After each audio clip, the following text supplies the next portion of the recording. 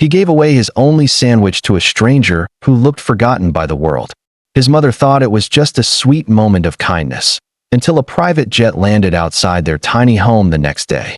The man who stepped out was no longer hungry and no longer a stranger. What he brought with him would shake their quiet life, reveal a buried past, and begin a love story written by fate itself. The bread was old, but it was soft enough. Clara pressed it gently into shape, smoothing the crust as if it were something more valuable than it was. She added a thin slice of ham and a smear of butter, carefully wrapping the sandwich in foil. Her fingers were fast, practiced.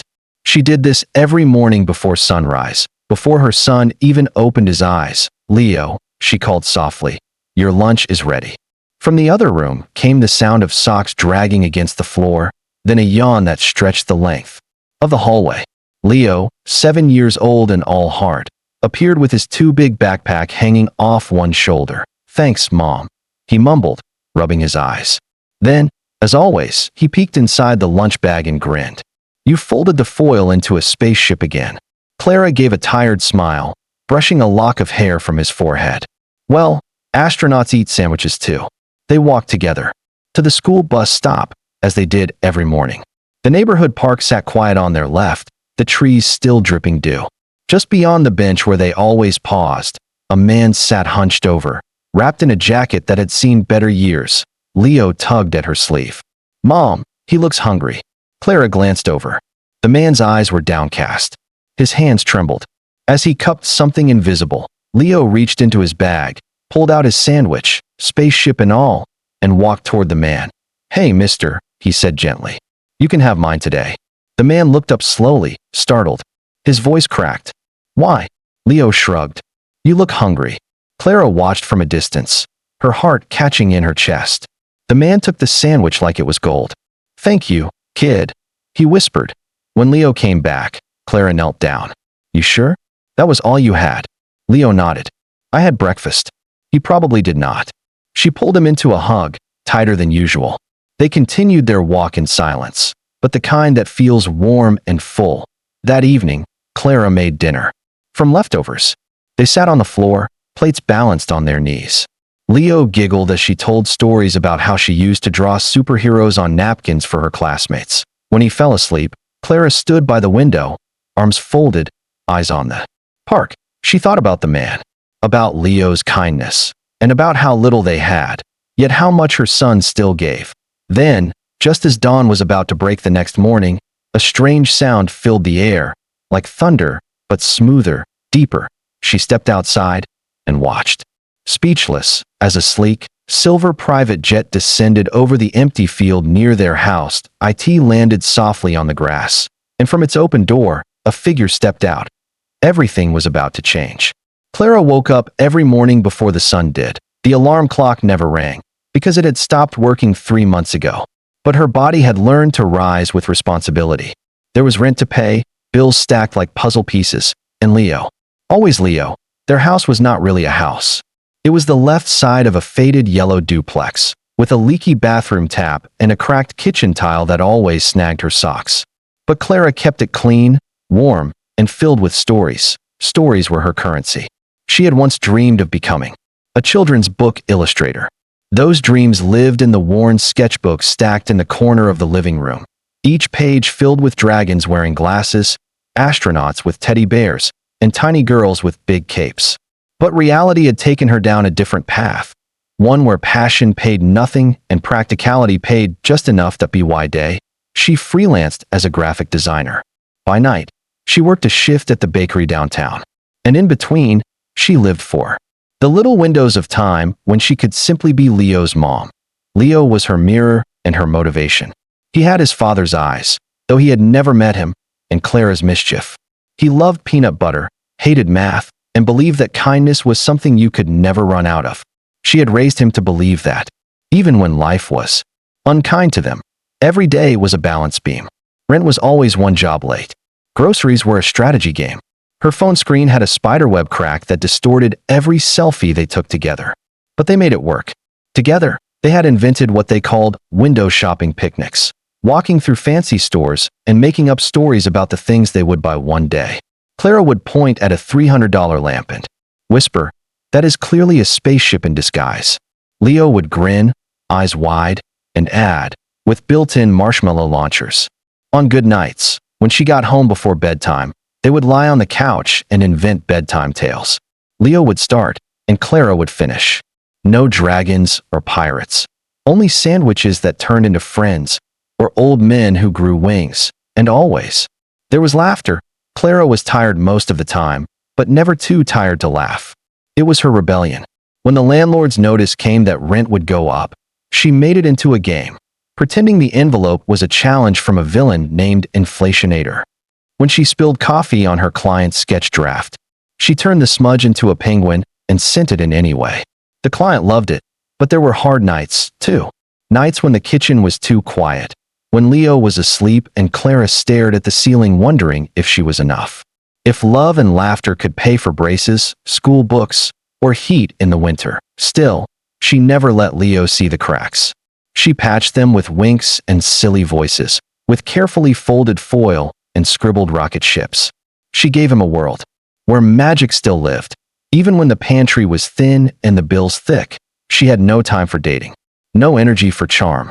Men who came close found themselves quickly turned away with a smile and a joke.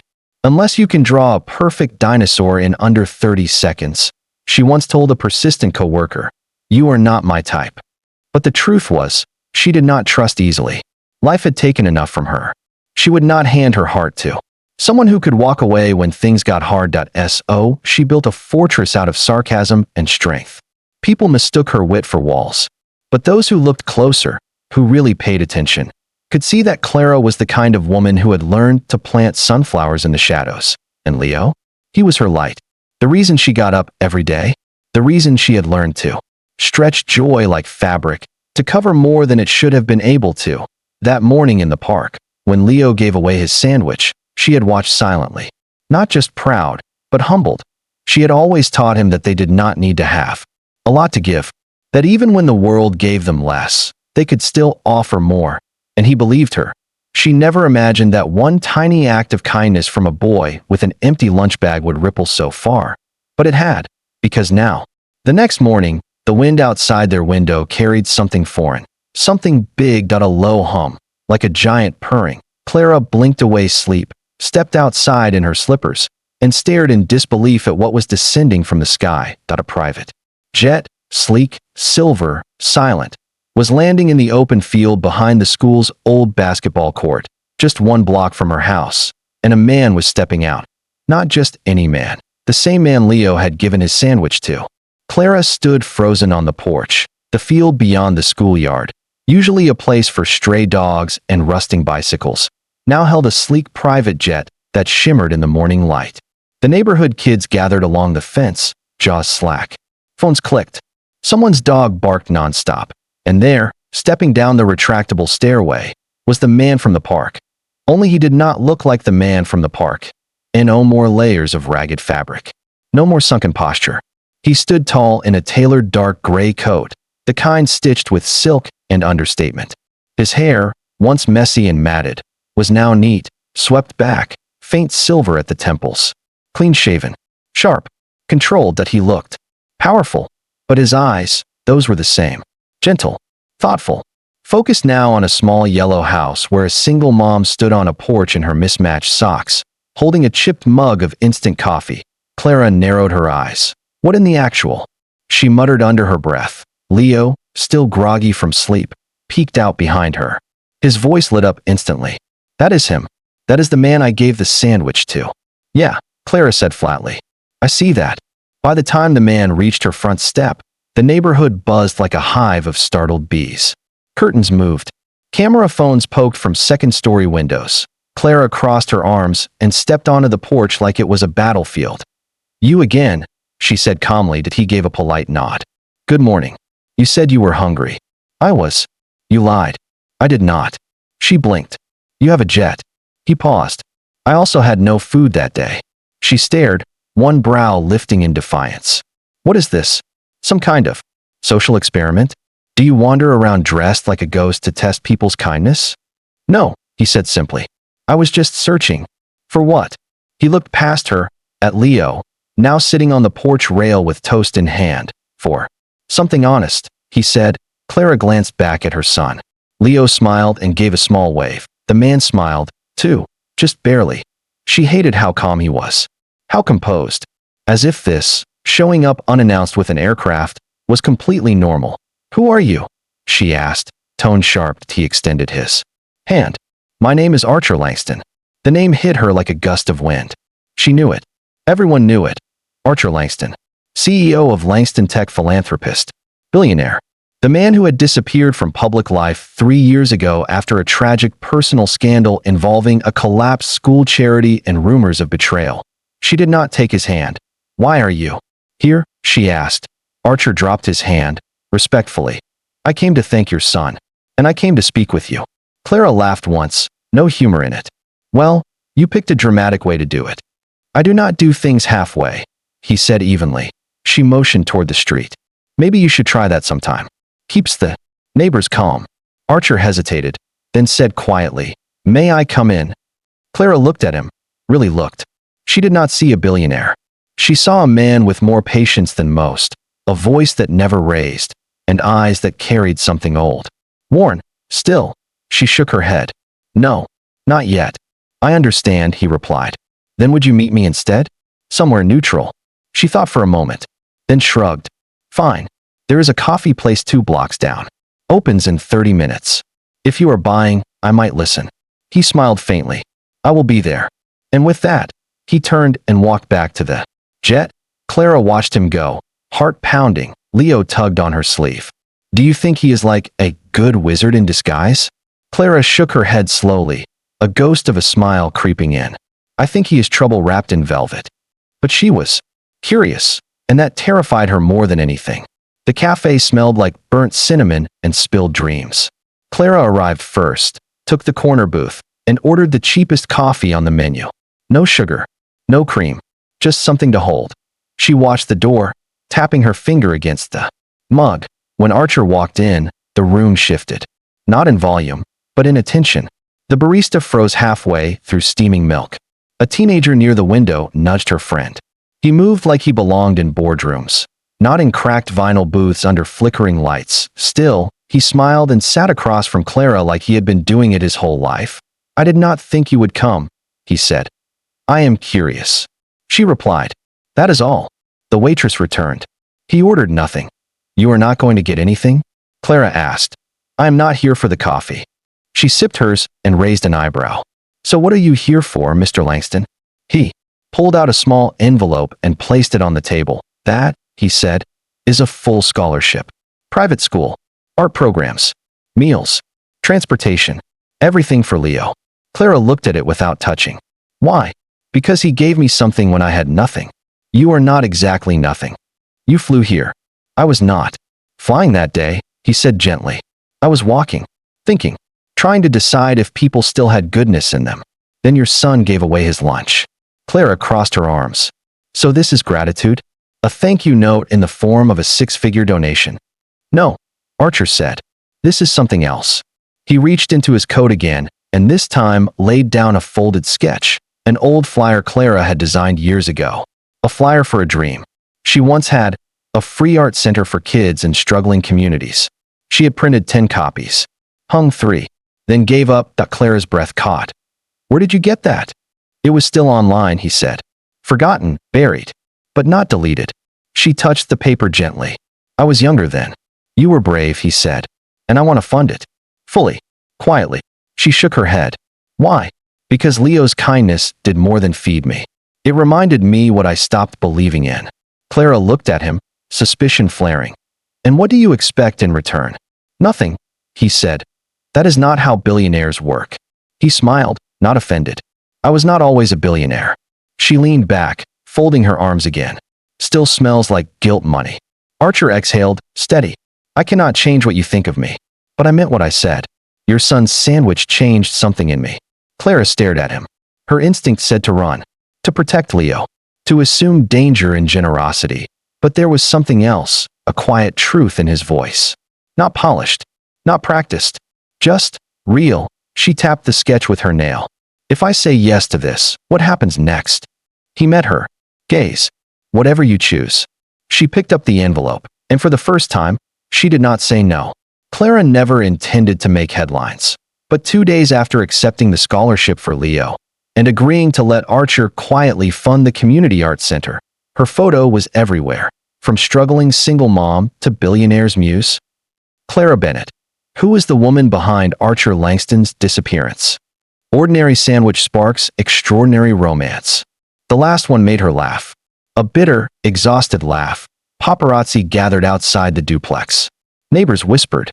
Leo's teacher pulled Clara aside at school pickup and asked if they could chat about Leo's sudden attention. Clara had spent her whole life invisible. Now, she could not buy bread without someone pointing. She tried to stay calm. She cooked dinner. She folded laundry. She pretended the world was not watching through her windows. But the worst part was what it did to her work. 3 of her freelance clients pulled out. One said, "We just need someone with a more neutral reputation." Another left a voicemail, filled with passive-aggressive concern. "Are you still going to be reliable now that you are, involved with a billionaire?" Clara threw her phone across the couch. When Archer showed up that evening, quiet as always, holding a sketchbook for Leo, she opened the door and stepped outside before he could speak. "Your generosity is ruining my life," she said. He blinked. "Clara, do you have any idea what it is like to be gossiped about in your own grocery line? To have people assume I am some scheming woman who used her kid to bag a billionaire? I never said a word to the press." "You did. Not have to. Your jet did all the talking." His jaw tensed. "If I could undo the attention, I would. But you could have said no." "Oh, do not twist this around," she snapped. "You dropped out of the sky and dropped your money on our lives like it was a favor, but now I have to clean up the mess." Archer stayed calm, but his voice lowered. "You asked me once why I did it. It was not to control you." "Then stop acting like a savior," she hissed. The silence stretched between them. Finally, he said, "You are angry. I understand that. But do not punish me for trying to do the right thing." Clara looked away, her voice dropping. "I am not used to people helping without expecting something. I expect nothing." "Well, congratulations. You are a unicorn." He sighed. "Clara, no," she said, stepping back. "Not today. I need to be alone." She shut the door. Archer stood on the porch for a long moment, then turned and walked back toward his car, the sky darkening above him. Inside, Clara leaned against the door. Leo peeked from the hallway. "Mom." She forced a smile. "Go finish your drawing, kiddo." But her hands were shaking, and deep inside, the part of her that wanted to trust someone was breaking. The school field trip was supposed to be simple. A 2-hour hike, a picnic, and a ride back by 3 o'clock. Clara had packed Leo's backpack the night before. Extra water, a snack, a note with a doodle of a peanut butter sandwich wearing sunglasses.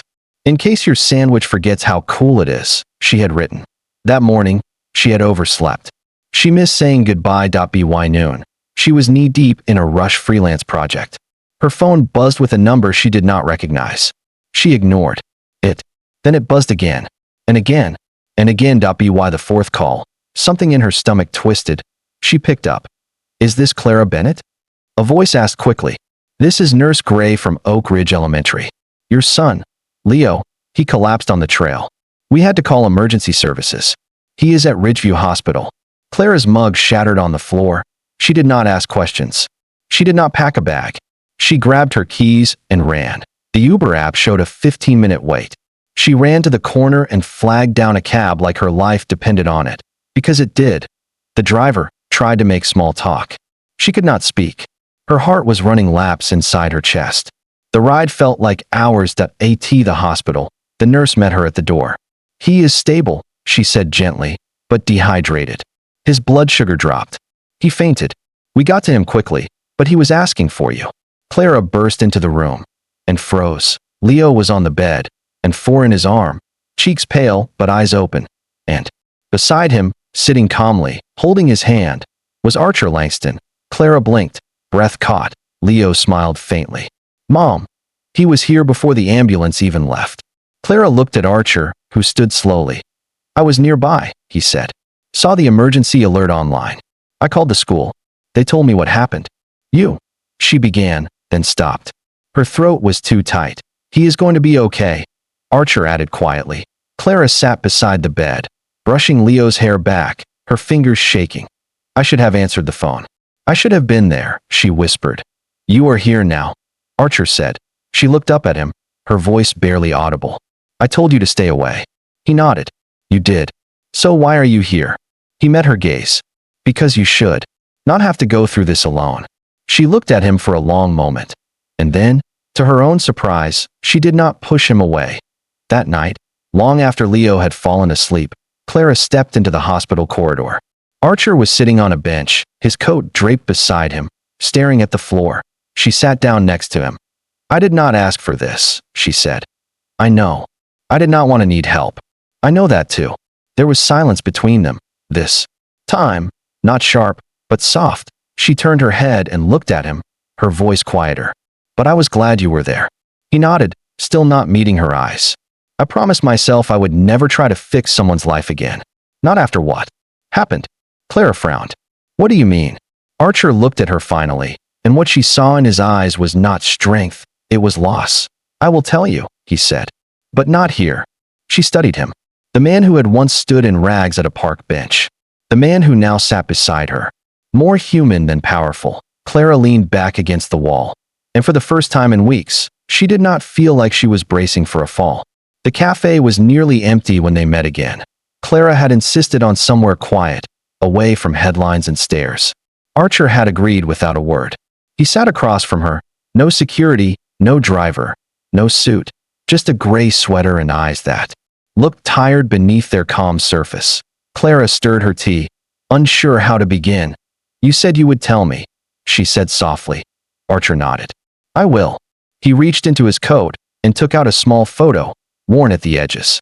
He placed it face down on the table. Then he folded his hands and stared at them. Her name was Lily, he said. My daughter. Clara stopped stirring. He was 6 when she died. Complications from a rare condition. It was treatable, manageable, if caught in time. He looked up. But I missed it. I was in Zurich, meeting with potential investors. I had promised her I would be back for her school play. She was playing a sunflower. He smiled sadly. I even helped her paint her costume. Clara stayed quiet, heart tightening. I did not make it back in time, he continued. I landed the night she was taken to the ICU. She was unconscious. By then, I sat by her bed for 2 days. She never woke up. The air between them grew still. And her mother? Clara asked gently. She left, Archer said. Took the silence and the grief and disappeared. I did not blame her. He took a deep breath. After that, I disappeared too. From everything. Sold half the company. Vanished from the board. I wondered. Not as some noble act of reflection. Just because I did not know who I was anymore. Clara looked at the photo on the table. May I? He nodded. She flipped it over. A little girl with bright eyes and painted cheeks, dressed like a sunflower. Her smile was wide, innocent, the kind that stays with you. She looks like Leo, Clara whispered. I noticed that too, Archer said. That day in the park, your son reminded me of her. Not just the kindness. The light. Clara swallowed. The lump in her throat. And you thought giving back would bring her back? No, Archer said. But it reminded me that there is still good in the world. That not everything is lost. That maybe if I helped someone else, I would not feel so useless. He leaned forward, voice low. I am not trying to save you, Clara. I am trying to stop hiding. Clara looked at him, really looked, behind the money, behind the myth, and she saw a man trying to forgive himself. Her lips curved, gently. So the billionaire has a heart under all those custom suits? He smiled. Just one. She sipped her tea. You are still trouble. Undeniably. They both laughed, and for the first time, it was not awkward. It was something beginning. 3 months later, the building on the corner of Maple and 10th looked nothing like it used to. What was once an abandoned storefront with boarded windows and faded graffiti now stood proud. New paint, bold murals of dancing children, and a small sign that read, The Art House, a place to begin again. Inside, Clara stood in front of a circle of kids holding pencils and big ideas. She wore jeans stained with color, her hair up in a messy bun, and a grin that had become her signature. She guided small hands, encouraged wild imaginations, and told stories between brushstrokes. Archer watched from the back of the room, not interfering. Just watching. He had kept his promise. Anonymous donation, zero publicity. but his presence had become quiet and constant. Sometimes he helped set up. Sometimes he brought Leo to class after school. Sometimes he just sat, listening, as Clara worked her magic. Leo thrived. His laugh was louder now, his confidence bolder. He wore paint-streaked jeans and carried a sketchbook wherever he went. And he never stopped telling people about the sandwich that changed everything. One late afternoon, as the sun poured golden light through the wide windows, Clara stepped outside to find Archer waiting on the stoop with 2 cups of tea. "You are early," she said, teasing. "Trying to get extra credit?" "I was promised cookies," he replied, deadpan. She chuckled, taking the cup. "You really do not have anything better to do, huh?" "Watching you build this," he said, motioning to the mural behind her. "I cannot think of anything better." She studied him, eyes soft. "You know you are part of it too, right?" "I am just the guy who funds the napkins." Clara nudged his arm and helps mop the glitter off the floors. They sat together, side by side, in comfortable silence. Then Archer turned to her, voice more serious. "You made something real, Clara? Something that lives." She looked down at her hands. "I think I was just waiting for permission to try. Again. And now." She smiled at him. "Now I give that permission to others." He reached into his pocket, pulled out a folded napkin. "You still draw on these?" she asked, raising an eyebrow. "Only when it matters."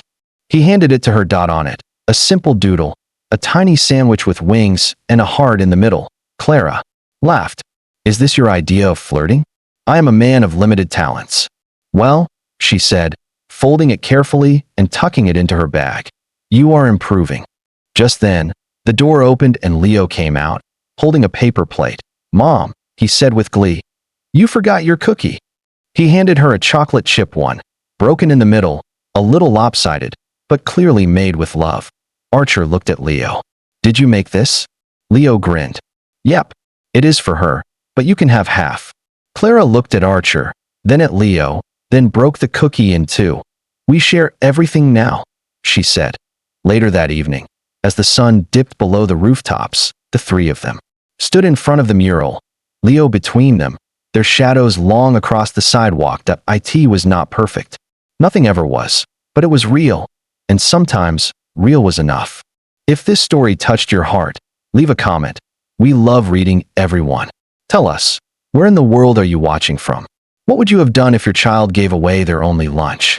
And if you believe that kindness can spark life-changing moments, hit that subscribe button for more love stories, emotional stories, soul-stirring stories, and heartwarming stories that remind us, sometimes, it starts with something as small as a sandwich.